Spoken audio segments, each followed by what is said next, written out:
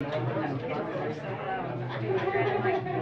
not 16, but I still was thinking that was little. Good. Two more years.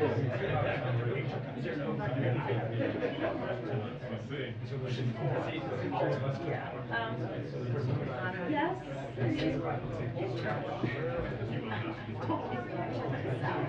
I'm kind of steering it towards north.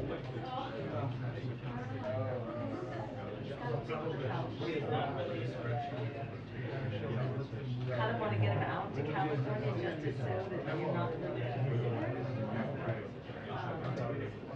You can go like as far as Colorado.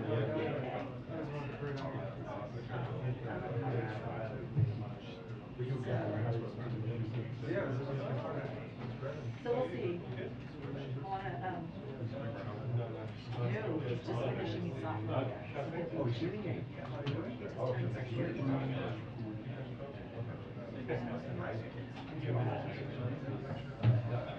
I would really just see if I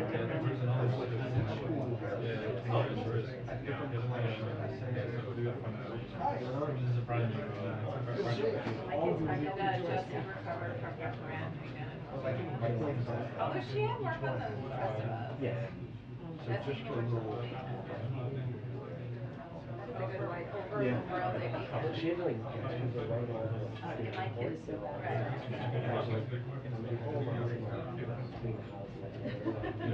Do anything better.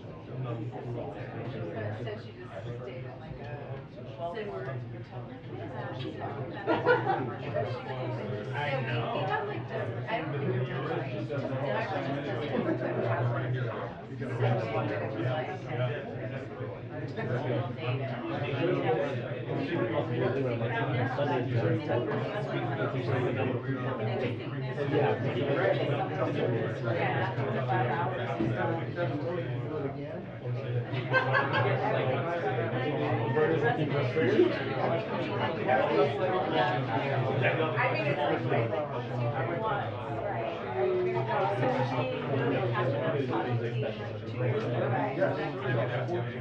mean, it's at least the gym there. The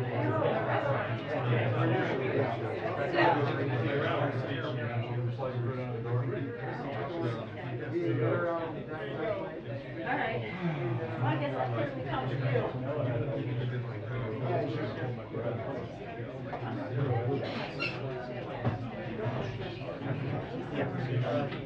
Right.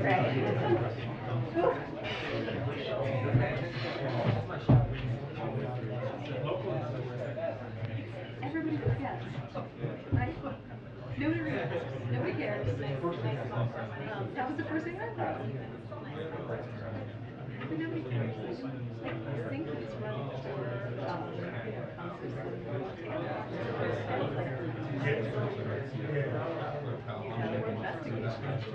and nobody cares.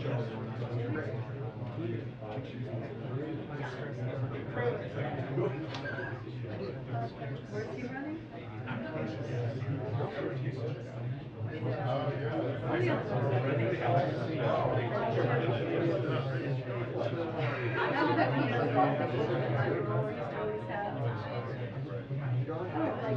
Oh, right, yes.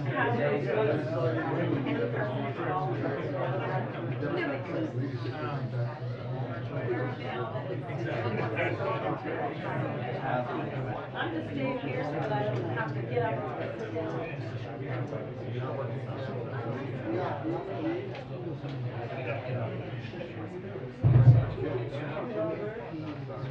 You see if you have fun yet? Great day. Can't you guys just get out of town? Are you on a trip? No. Get out of town. I was thinking it should be nice to see your kind of day.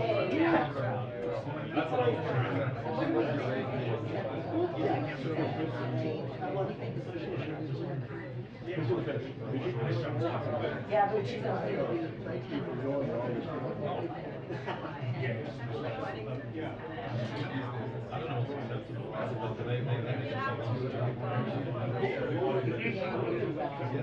It's already late. This is gonna go up against the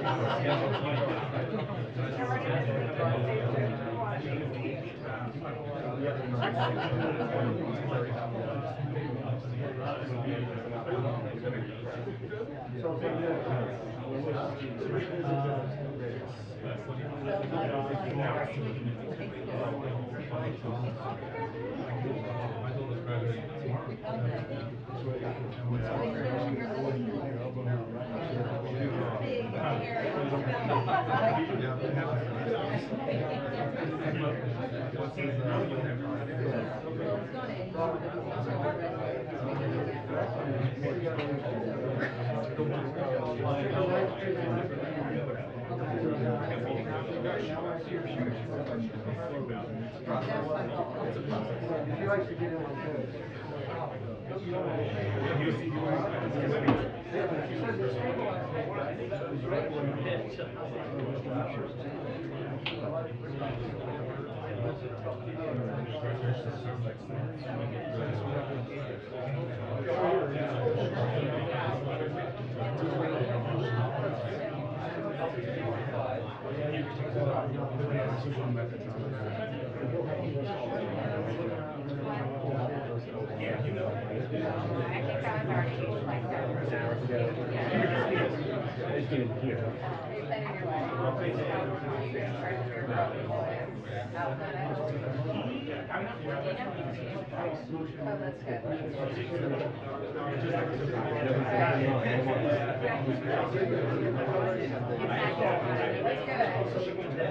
I don't want to have to ask, but it is.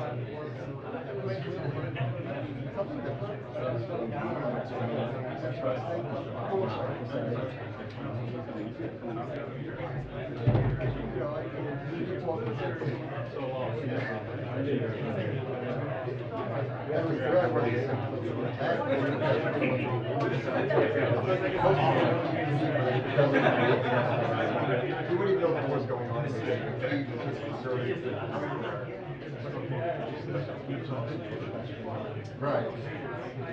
I mean, the biggest issue to deal with. Oh, congrats on your daughter.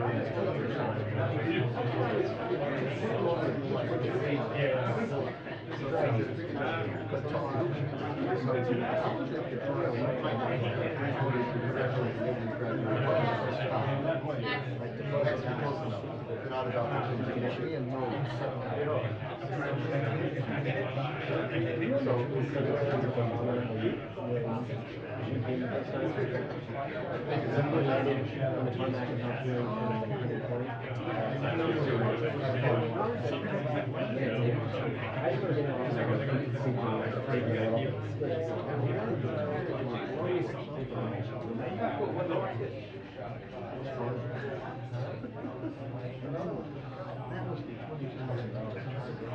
Yes. That was pretty good.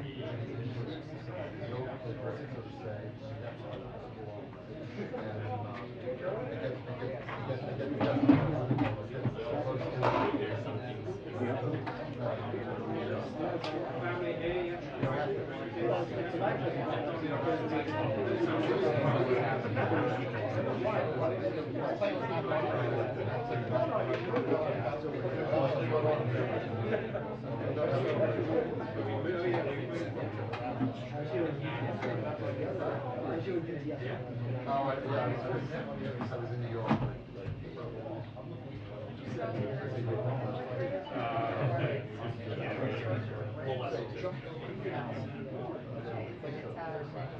I wasn't the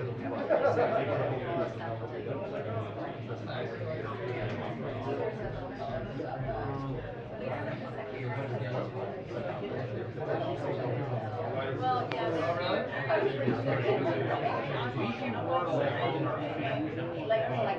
So what would you do now? I think that's cute.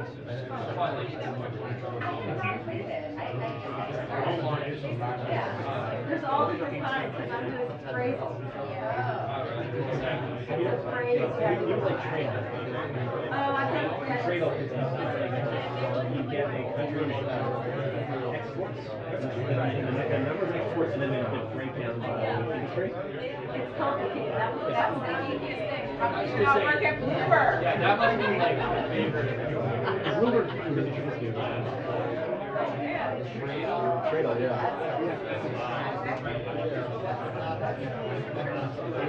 I can see right now. That would be like.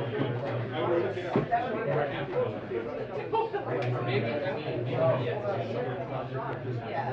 mean,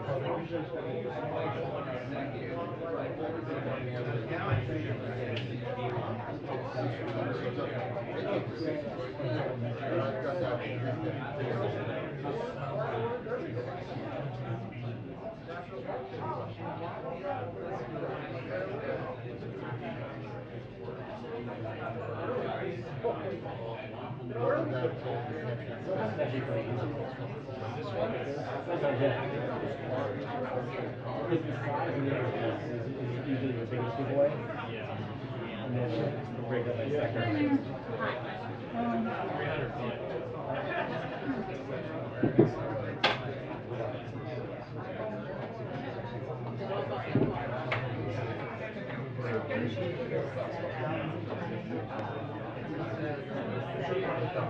No, but then we should just send it out sometime in the morning.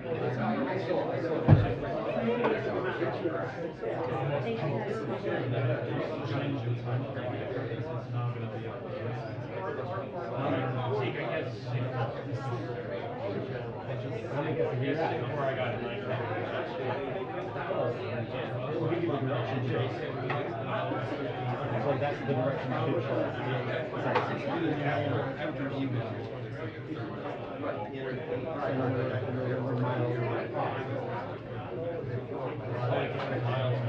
Yeah, that's how many miles you are from. Correct answer? Yeah. Oh. Interesting.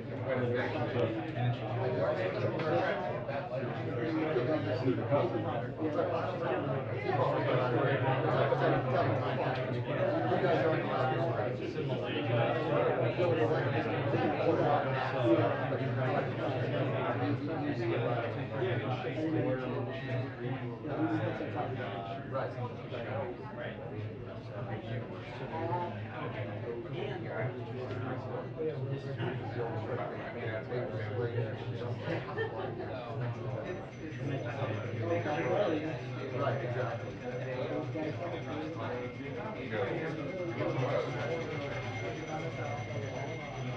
Well, I don't.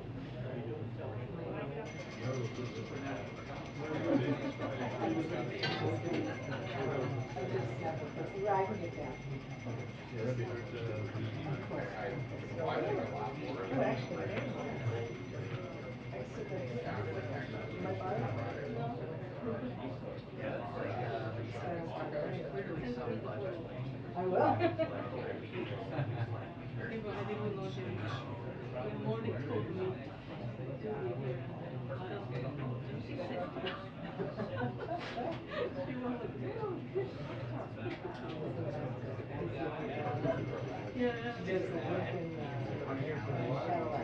she was like, yeah,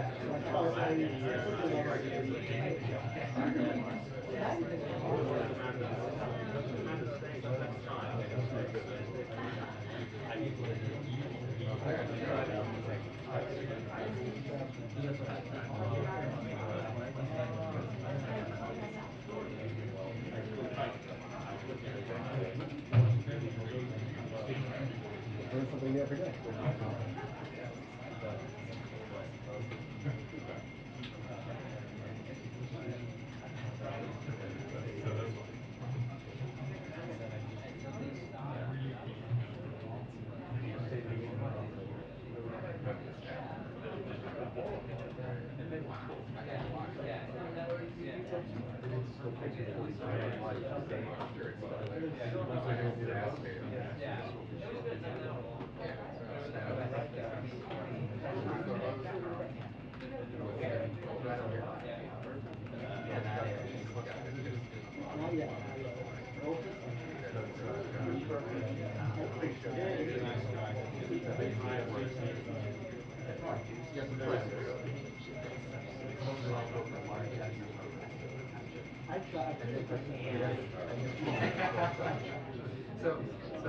So why should all these other ones work? Plan it out.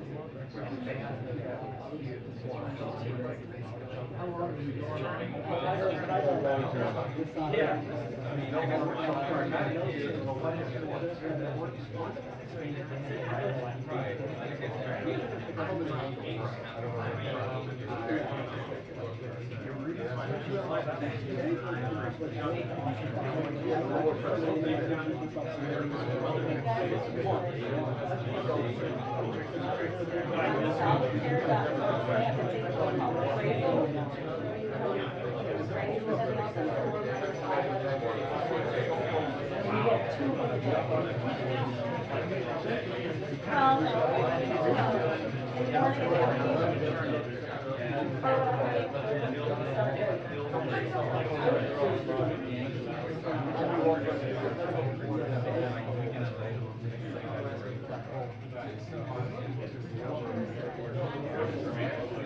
prevents you from being lazy. Sometimes in the world of work, you have to be lazy, but you're working on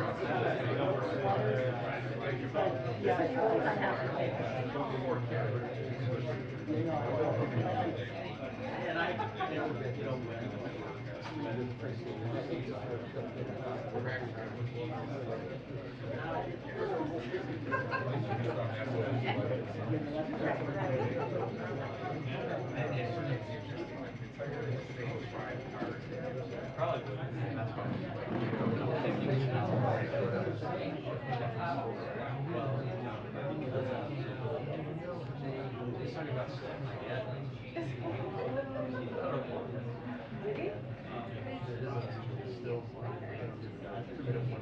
Oh, that's right. No, I wasn't sure.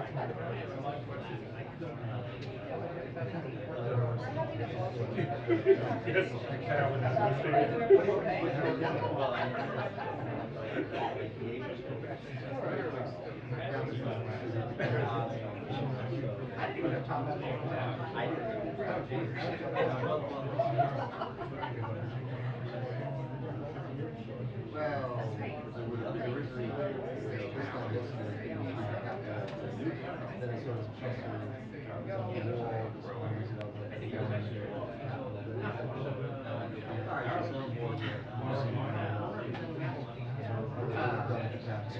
And so you were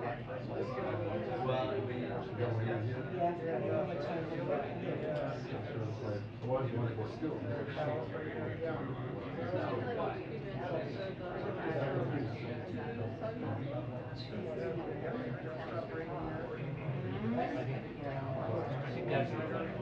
yeah, I think that's double flex.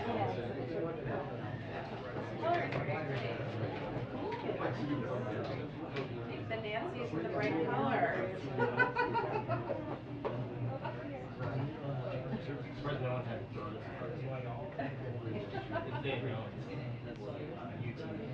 Is he gonna take questions or is he the only good thing about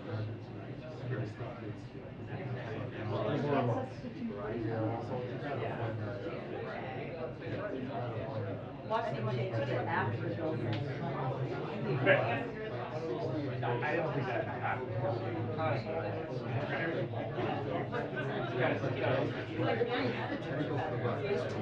Maybe he's the delay.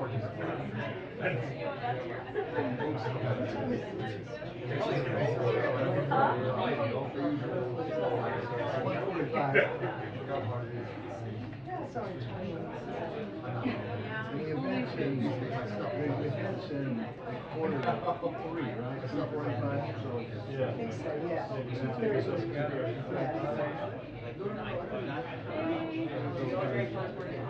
Oh, that's.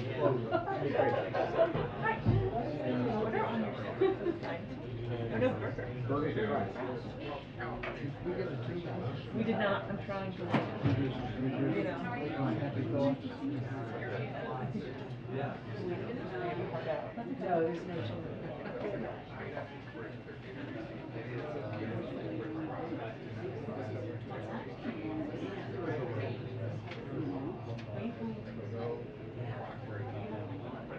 No, Kelly is. Are you? These? Yeah, it's a very bad guy. I got it. Very comfortable. It's closing. Yep.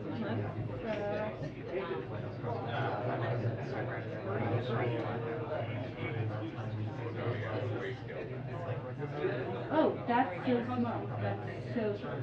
They can be right? Yeah. Yeah.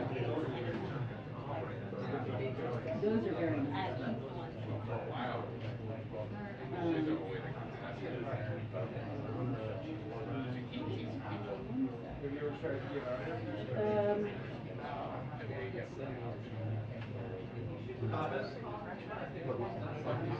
All the time.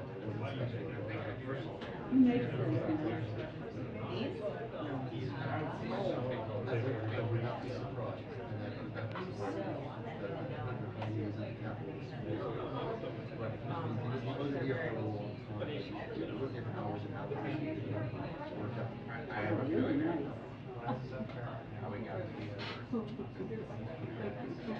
She's so observant. I better sit up straight. So what he's up in I know. That's what it says. No idea. Now maxed out.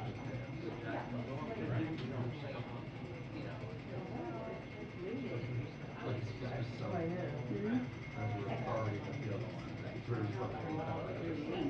Yes. Place else. Yeah, 35. Hello. Yeah, and before you, right. How are you doing? Hard out of it. Right, yeah. Oh, not that that's not. Not There's no reason to just sort of follow up. To tell a story, you know, sort of get to where I'm on the, and actually, yeah, I was so. And this is very relaxed. The last one, I'll wait, yeah. So what she got, problematic. So it's actually a good issue.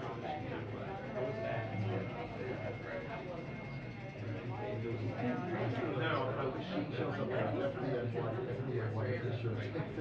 Yeah.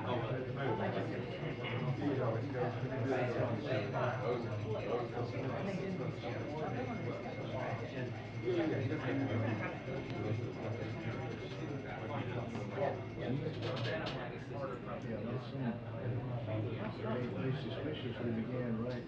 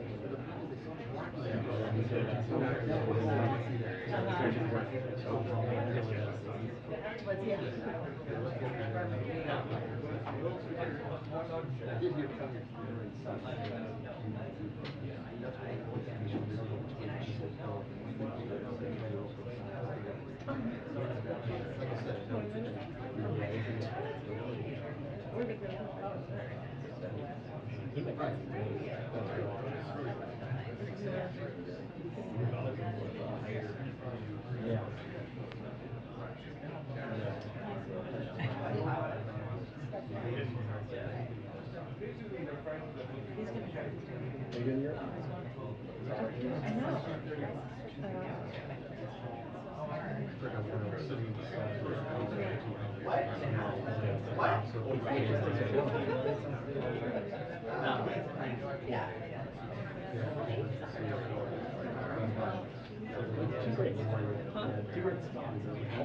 I know.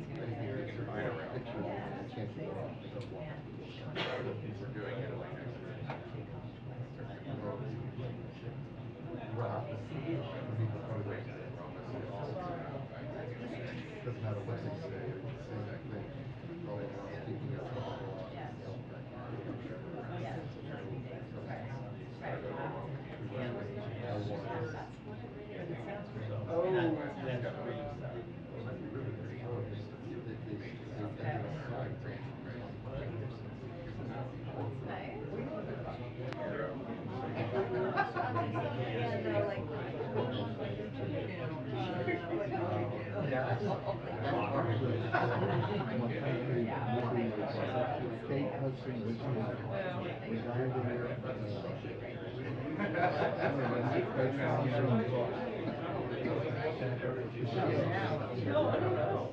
With all those old coins and stuff.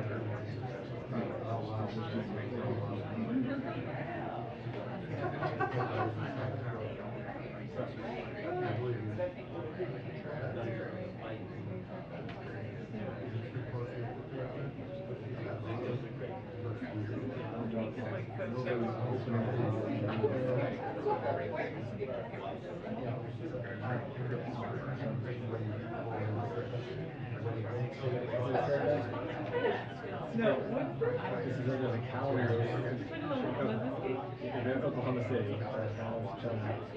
Called in.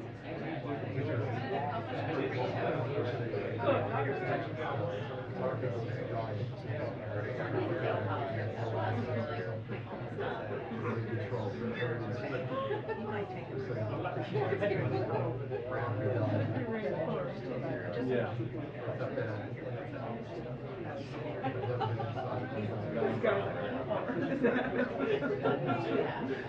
Driving along.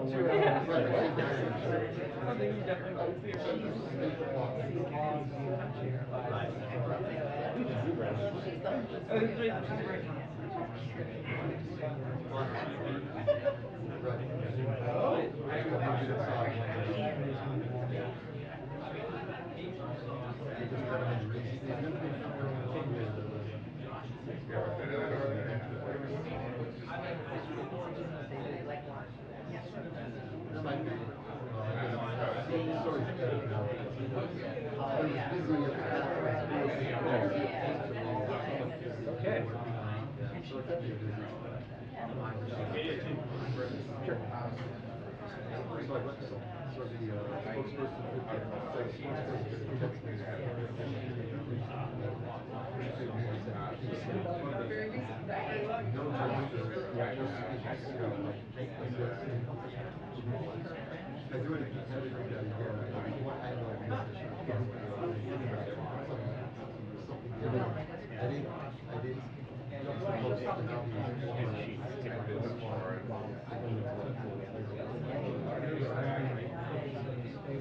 But he's not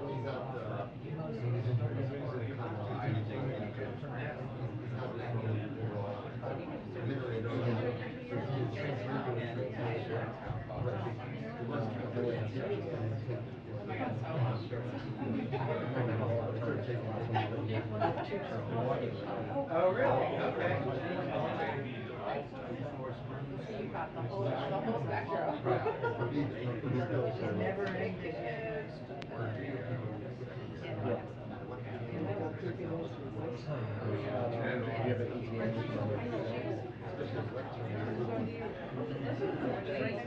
Yeah, it's right here left. That's right here left. Yeah.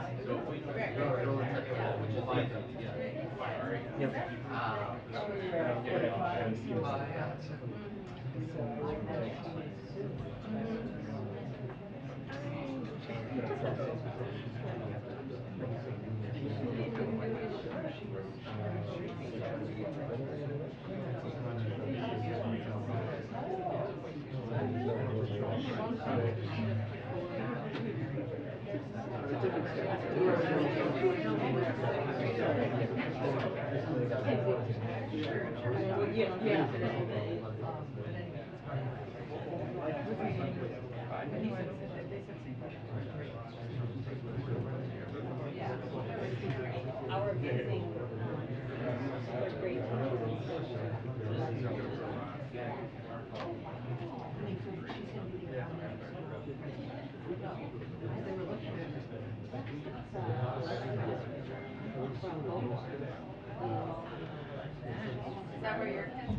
That's really cute. I knew they were gonna be. Well, I'll go away because they did make this.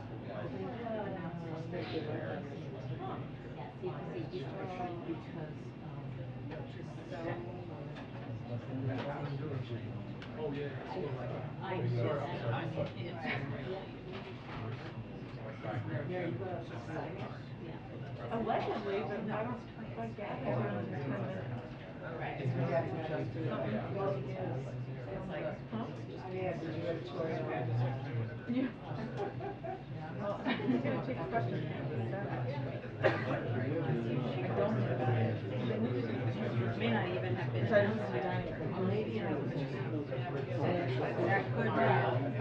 That could be. 2-minute warning to press briefing. 2-minute warning to press briefing. 2-minute warning.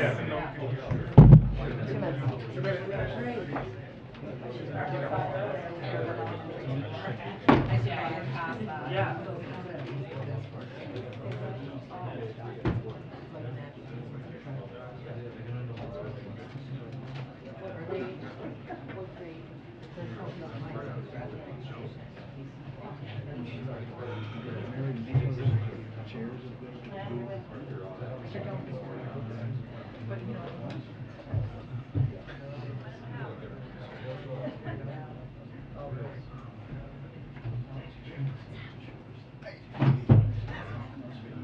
That's it, very positively.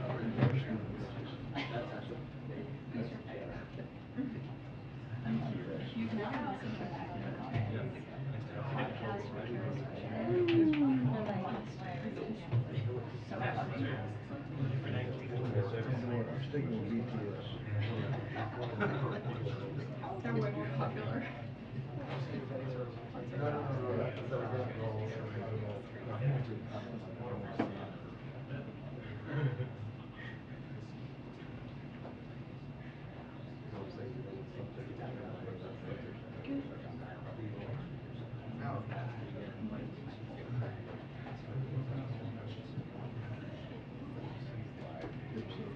Yeah, accused.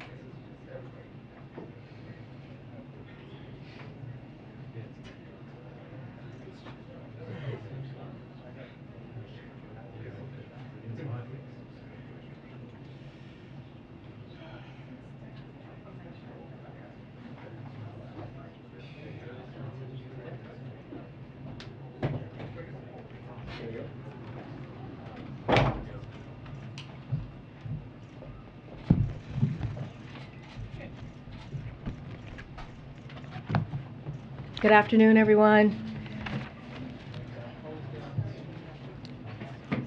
So I'd like to welcome Matthew and Camilla McConaughey to the White House today to speak on an urgent issue our nation is currently facing.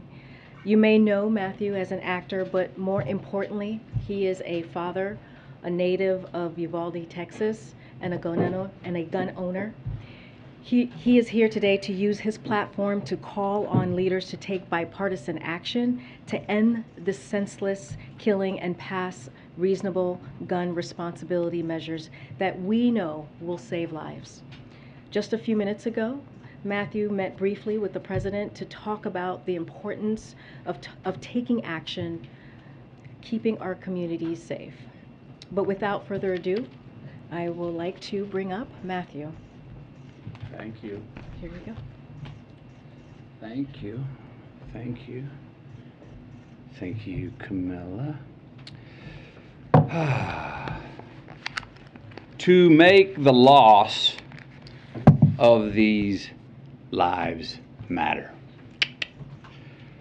My wife and I,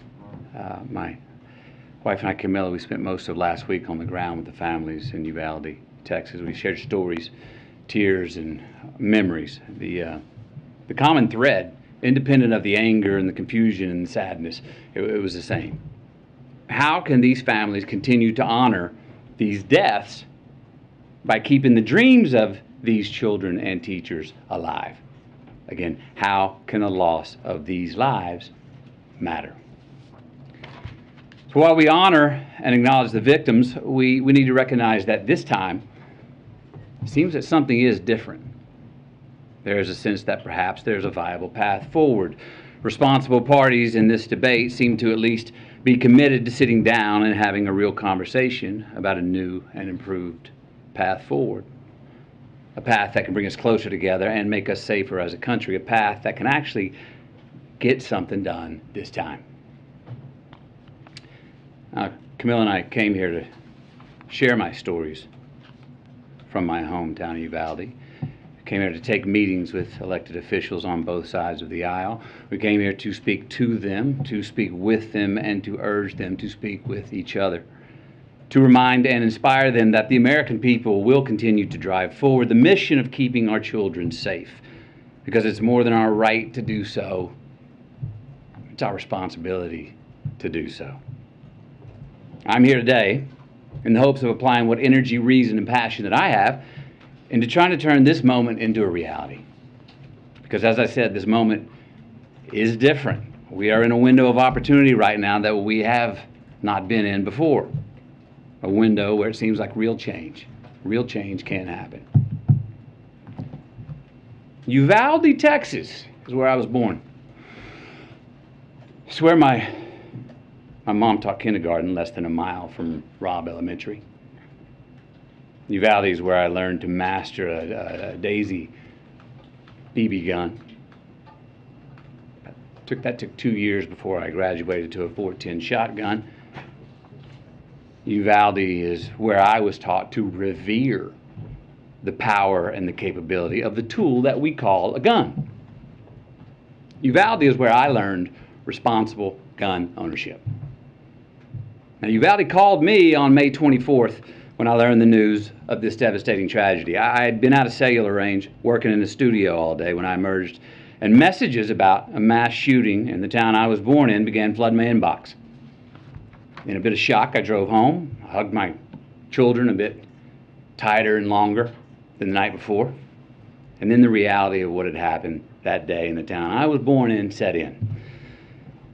So the next morning, Camilla, myself, the kids, we loaded up the truck and we drove to Uvalde. And when we arrived a few hours later, I got to tell you, even from the inside of our vehicle, you could feel the shock in the town. You could feel the pain, the denial, the disillusion, anger, blame, sadness, loss of lives, dreams halted. We saw ministries, we saw first responders, counselors, cooks, families trying to grieve without it being on the front page news. We met with the local funeral director and countless morticians who hadn't slept since the massacre the day before, because they've been working 24/7 trying to handle so many bodies at once, so many little innocent bodies who had their entire lives still yet to live. And that is there that we met two of the grieving parents, Ryan and Jessica Ramirez. Their 10-year-old daughter, Alethea. She was one of the 19 children that were killed the day before. Now, Alethea, her dream was to go to art school in Paris and one day share her art with the world.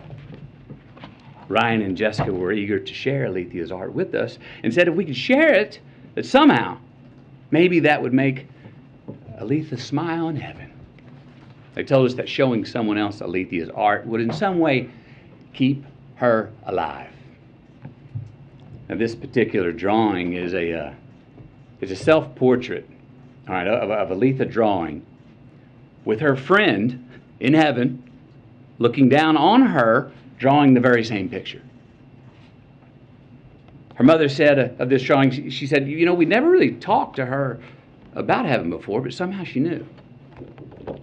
Alethea was 10 years old. Her father, Ryan, this man was steady. He was uncommonly together and calm. When a frazzled friend of his came up and said, how are you so calm? I'd be going crazy. Ryan told him, he said, no, you wouldn't. No, you wouldn't. You'd be strong for your wife and kids, because if they see you go crazy, that will not help them. Just a week prior, Ryan got a full-time line job, stringing power lines from pole to pole. And every day since landing that well-paying full-time job, he reminded his daughter Alethea, he said, girl, Daddy gonna spoil you now. Told her every single night. He said, Daddy's gonna take you to SeaWorld one day.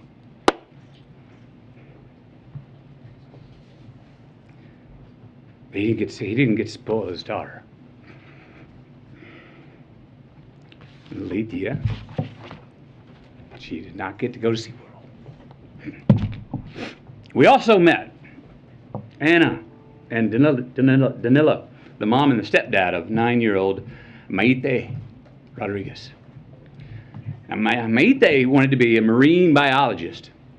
She was already in contact with Corpus Christi University of A&M for her future college enrollment. 9 years old. Maite cared for the environment so strongly that when the city asked her mother if they could release some balloons into the sky in her memory, her mom said, oh no, Maite wouldn't want to litter. Maite wore green high-top Converse with a heart she had hand-drawn on the right toe because they represented her love of nature. Camilla's got these shoes. Can you show these shoes, please? Wore these every day. Green Converse with a heart on the right toe. These are the same green Converse on her feet that turned out to be the only clear evidence that could identify her after the shooting. How about that? Maite wrote a letter.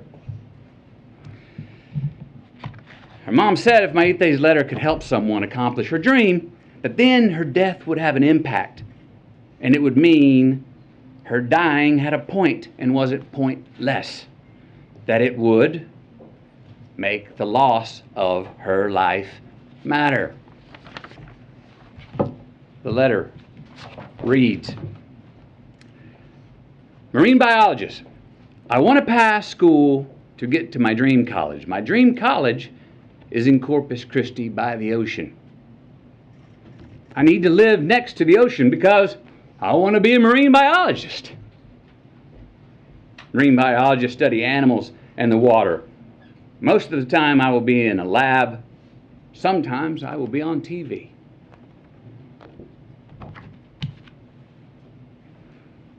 Then there was Ellie Garcia, a 10-year-old, and her parents, Stephen and Jennifer.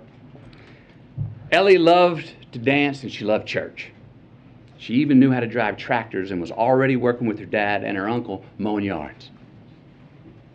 Ellie was always giving of her gifts, her time, even half-eaten food on her plate.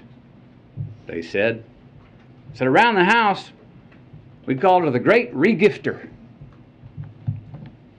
Smiling through tears, her family told us how Ellie loved to embrace, said she was the biggest hugger in the family.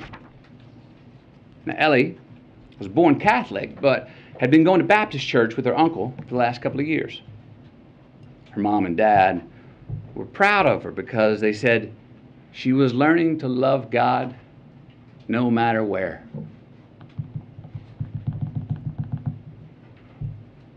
The week prior to her passing, she'd been preparing to read a verse from the Bible for the next Wednesday night's church service. The verse was from Deuteronomy 6:5. And thou shalt love the Lord thy God with all thy heart, with all thy soul, and with all thy might. That's who Ellie was becoming. But she never got to read it. Service on that Wednesday night. Then there was a fairy tale love story of a teacher named Irma and her husband Joe.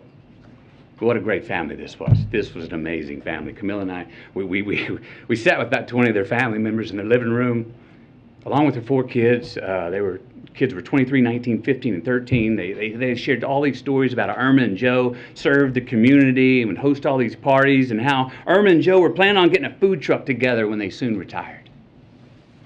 They were humble, hard-working people. Irma was a teacher who her family said went above and beyond and just couldn't say no to any kind of teaching. Joe had been commuting to and from work 70 miles away in Del Rio for years. Together they were the glue of the family. Both worked overtime to support their 4 kids. Irma even worked every summer when school was out. The money she had made 2 summers ago paid to paint the front of the house. The money she made last summer paid to paint the sides of the house. This summer's work was going to pay to paint the back of the house. Because Irma was one of the teachers who was gunned down in the classroom. Joe, her husband, literally died of heartache the very next day when he had a heart attack.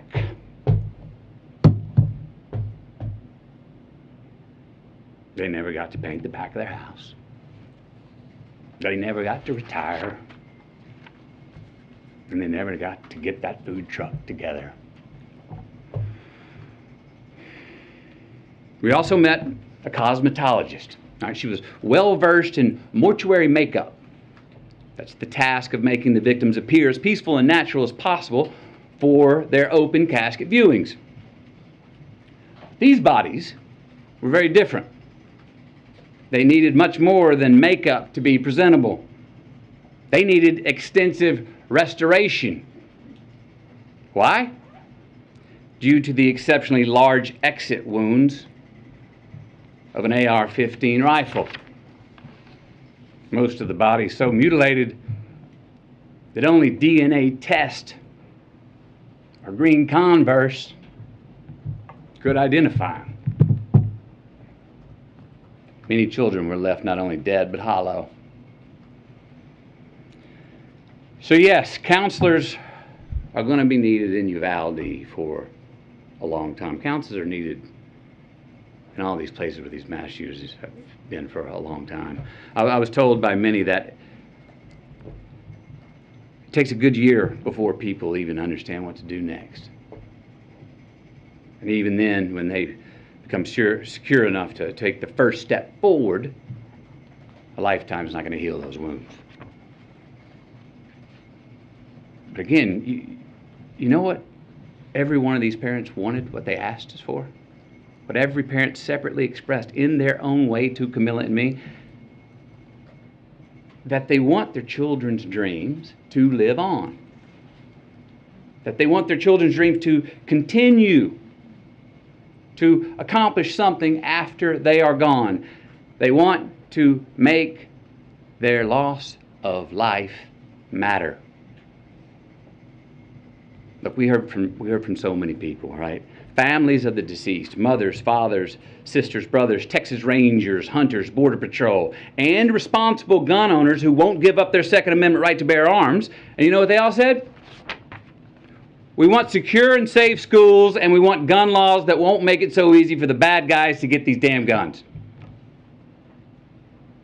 So, we know it's on the table. We need to invest in mental health care. We need safer schools. We need to restrain sensationalized media coverage. We need to restore our family values. We need to restore our American values. And we need responsible gun ownership. Responsible gun ownership. We need background checks. We need to raise the minimum age to purchase an AR-15 rifle to 21. We need a waiting period for those rifles. We need red flag laws and consequences for those who abuse them. These are reasonable, practical, tactical regulations to our nation, states, communities, schools, and homes. Responsible gun owners are fed up with the Second Amendment being abused and hijacked by some deranged individuals. These regulations are not a step back. They're a step forward for a civil society and the Second Amendment. Look, is this cure-all? Hell no. But people are hurting. Families are, parents are. And look, as divided as our country is, this gun responsibility issue is one that we agree on more than we don't. It really is. Look, this should be a nonpartisan issue. This should not be a partisan issue. There is not a Democratic or Republican value in one single act of these shooters. It's not. But people in power have failed to act. So we're asking you. And I'm asking you, will you please ask yourselves, can both sides rise above? Can both sides see beyond the political problem at hand and admit that we have a life preservation problem on our hands? Because we got a chance right now to reach for and to grasp a higher ground above our political affiliations. A chance to make a choice that does more than protect your party. A chance to make a choice that protects our country now and for the next generation. We've got to take a sober, humble, and honest look in the mirror and rebrand ourselves based on what we truly value. What we truly value. We've got to get some real courage and honor our immortal obligations instead of our party affiliations. Enough with the counterpunching. Enough of the invalidation of the other side. Let's come to the common table that represents the American people. Find a middle ground, the place where most of us Americans live anyway, especially on this issue. Because I promise you, America, you and me, we are not as divided as we are being told we are. No. How about we get inspired? Give ourselves just cause to revere our future again. Maybe set an example for our children. Give us reason to tell them, hey, listen and watch these men and women. These are great American leaders right here. Hope you grow up to be like them. And let's admit it. We can't truly be leaders if we're only living for re-election. Let's be knowledgeable and wise and act on what we truly believe. Again, we got to look in the mirror, lead with humility, and acknowledge the values that are inherent to, but also above politics. We got to make choices, make stands, embrace new ideas, and preserve the traditions that can create true progress for the next generation. With real leadership, let's start giving us, all of us, with real leadership, let's start giving all of us good reason to believe that the American dream is not an illusion. So where do we start? We start by making the right choices on the issue that is in front of us today. We start by making laws that save innocent lives and don't infringe on our Second Amendment rights. We start right now by voting to pass policies that can keep us from having as many Columbine, Sandy Hooks, Parklands, Las Vegases, Buffaloes, and Uvaldes from here on. We start by giving Alethea a chance to be spoiled by her dad.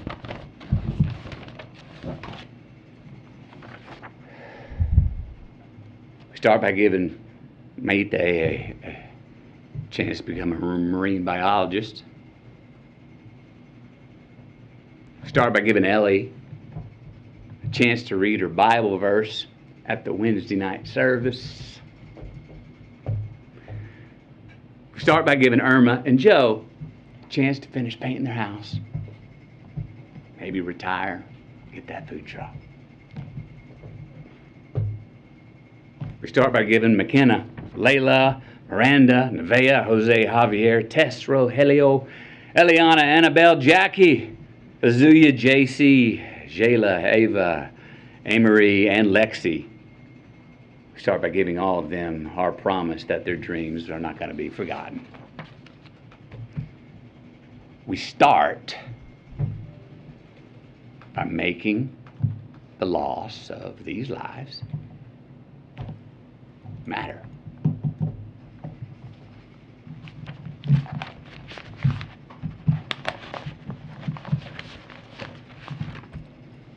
Thank you. Thank you. When he spoke to the president, did he say anything about this? Are the changes that are being discussed enough for you, Mr. McConaughey? What was your message to the president, Mr. McConaughey?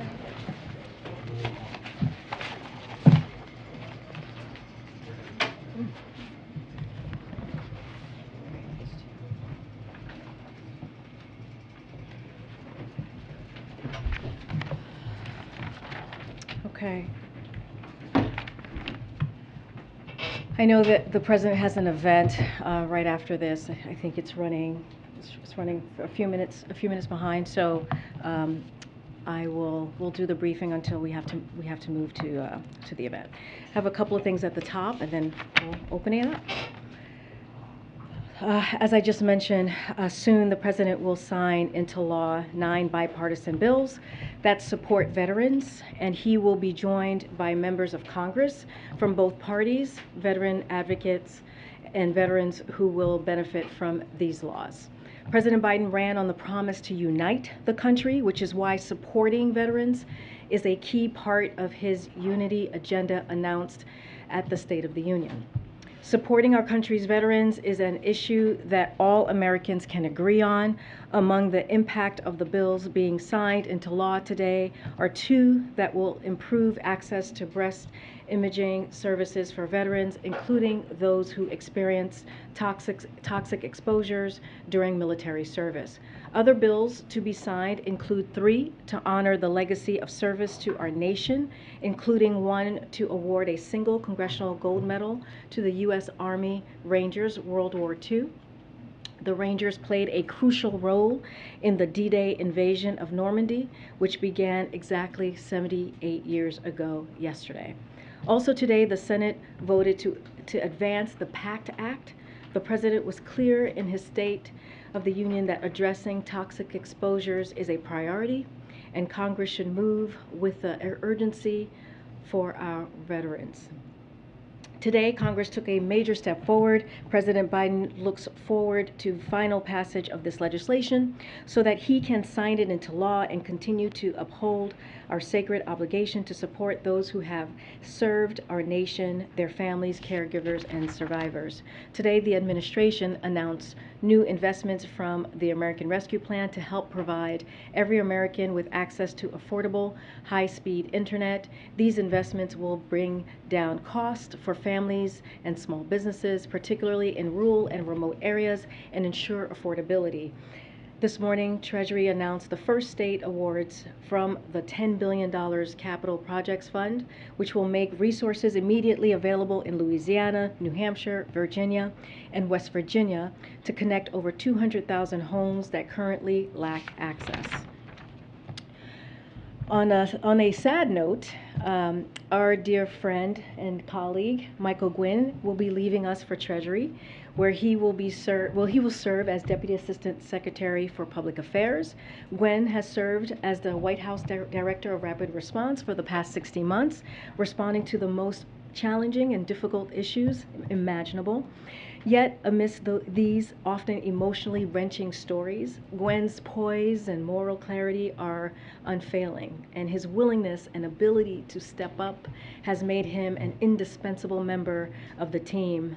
And joining Gwen at the Treasury Department will be our very own Michael Kikukawa, where he will serve as a spokesperson. Michael, better known here to all of you, to all of us, as Kiku, has served not just as a press assistant, but as the strong engine and reliable engine at the press shop. His relentless work ethic and dedication to the mission of this team have been second to none. Kiku and Gwen, we will miss you both. Thank you so much. Very heart-wrenching, but I'm very excited for both of you. Wishing you the best.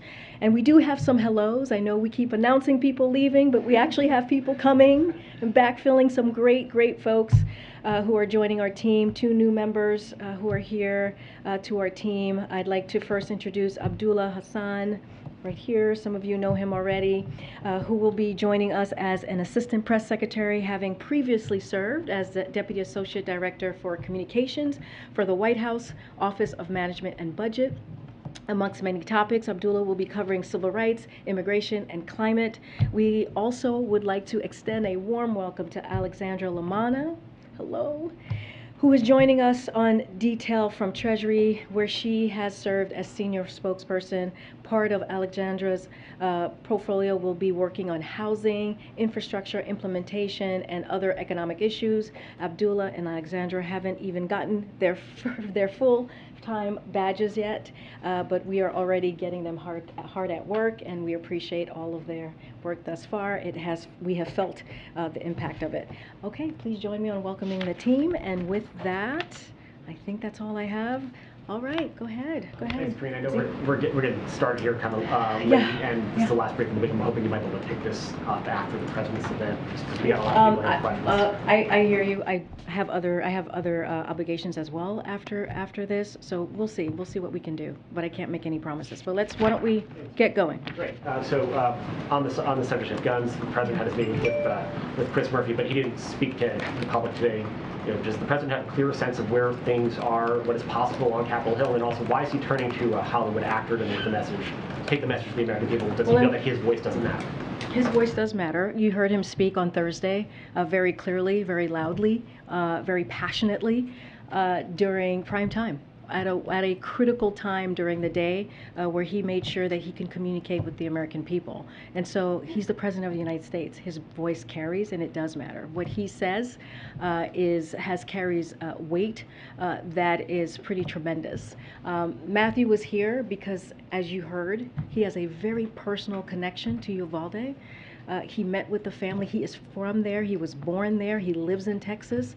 And we thought hearing from him directly, him using his platform, is incredibly important. We all know what it's like or how important it is for folks, especially on whether you are an actor, whether you are in the business sector, wherever you are, to use your platform, how critical and important it is. And I think his words here today were incredibly powerful and emotional.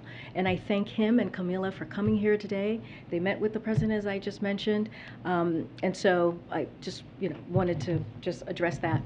Zeke, the president received an update, as you all know, as we've mentioned, from Senator Murphy on the state of negotiations on Capitol Hill. He told Senator Murphy he strongly support his efforts to find a compromise and encouraged him to get the strongest possible results. In the end, the president said that the message he took from the families at Uvalde when he was there was to do something, was to please do something. That's what the grieving family told him. Some of you heard that yourselves from the community when he was in Uvalde. And so that is what Senator Murphy and his colleagues are going to do. They're going to do just that.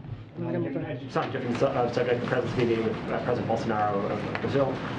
The AP is reporting that the Brazilian government, President Bolsonaro, wanted concessions from the president for that meeting and for his attendance at the Summit of the Americas, that he wouldn't bring up Bolsonaro's casting doubts about Brazil's election system, as well as environmental concerns in the Amazon. Can you confirm that report?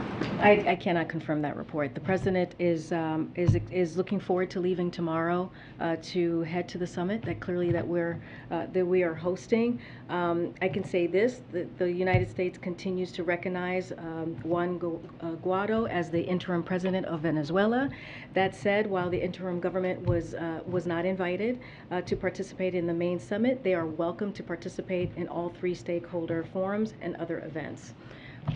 Is the President now getting more directly involved in the negotiations on the Hill now that he's met with Senator Murphy? Well, I want to be very clear here. Senator Murphy has said this many times during interviews on various networks here, that he believes it's time for the Senate to act. And that is what they're doing. The president is encouraged about what he is seeing with this team of negotiators on the Senate side, and he is, like I said, encouraged and wants to continue to see them move forward and take action. And in the meeting with Matthew McConaughey, did McConaughey go through the same elements with the president that he did here at the podium? Well, they had a private conversation. I'm not going to read out their private conversation. As you can imagine, the president went to Uvalde himself. He also met with many of the family members. He also heard many of the stories that Matthew came here to share with all of you. So they certainly connected on that aspect. Thanks, Karine. Is the president willing to accept whatever agreement lawmakers come to, should they come to an agreement when it comes to guns? So as you know, the president has been very involved in gun reform as senator, as vice president, and clearly now as president, having signed the most executive actions on gun reform than any president at this time of their presidency. And when he was senator, he was talking about this today. It took him years. It took him years to get the 1994 assault ban legislation. Now that was law for 10 years and expired in 2004, and so we haven't seen this type of negotiations or this type of coming together from both sides in a very long time. It's been decades. So he is encouraged. He is optimistic about what he's seeing, about what he is hearing, the update that he received, and so we're going to see how those negotiations go. And any step, he believes any step is a step forward. He's going to continue to call for all of the things that you heard him lay out when it comes to what he sees as a comprehensive gun reform on Thursday. But he also believes that any step forward is important. Clearly, we're not going to negotiate from here, and we're going to leave the specifics to the senators. And one other question: does he still seek to make Saudi Arabia a pariah state? Well, I spoke to this yesterday, and I could share some more thoughts on that now. But look, the president was very clear when he was asked about this on Friday when he was delivering his remarks on the economy. And basically, he said, as president, he believes that if there is any way to get peace, he feels like he should take that direction. So Saudi Arabia has been a strategic partner of the United States for 8 decades. Every president since FDR has met with Saudi leaders, and the president considers Saudi Arabia an important partner on a host of regional and global strategies, including other efforts to end the war in Yemen, contain Iran, and counterterrorism. Saudi pilots flew with ours in the war against ISIS. Its Navy patrols with ours in the Red Sea and the Gulf, and the U.S. military personnel are based in Saudi Arabia. As I've said, the president will meet with any leader if it serves the interests of the American people. That's what he puts first. He believes engagement with Saudi leaders clearly meets that test, as has every president before him. I'm going to move around. I'm going to move around. Kate, I'm going to move around. I'm going to really. Okay, I'm going to take one more. I'm Caitlin. I'm going to take one more.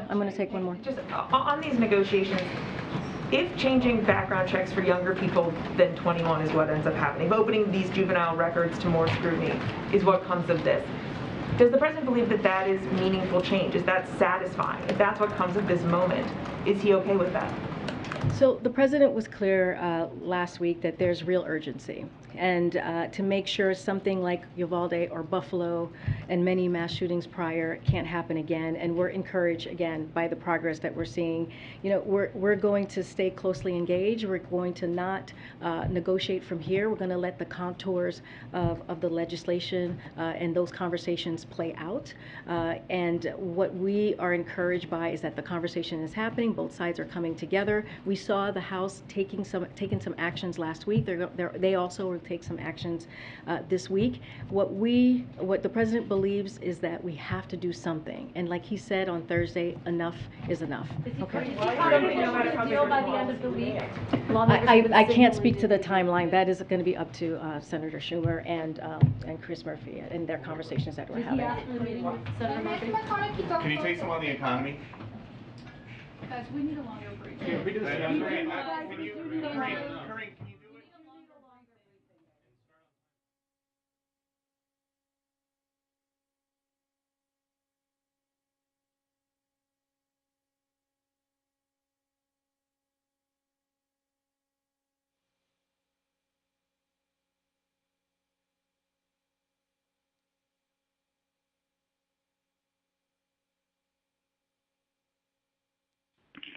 In-house media and pre-credentialed media, please gather at the palm room doors immediately. In-house and pre-credentialed media, please gather at the palm room doors immediately.